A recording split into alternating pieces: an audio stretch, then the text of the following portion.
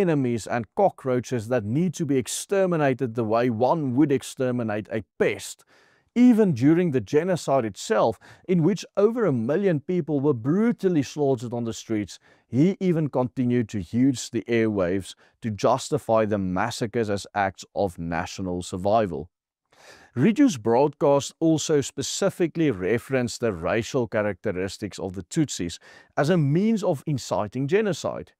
In one of the broadcasts that would later be used in his trial for genocide, he stated, and I quote, "Look at their height and their physical appearance. Look at their small nose and break it.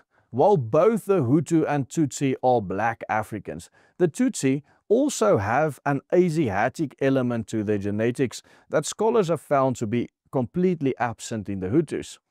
And this contributed to the differences in physical appearances amplified by Riju in his propaganda for the Rwandan genocide. After the Rwandan Patriotic Front, led by Tutsis returning from exile in Uganda, regained control of Kigali in July 1994, RTLM was shut down and its staff were forced to flee. Riju himself escaped through Zaire, today known as the Democratic Republic of Congo, along with retreating government officials and militias who were friends of his.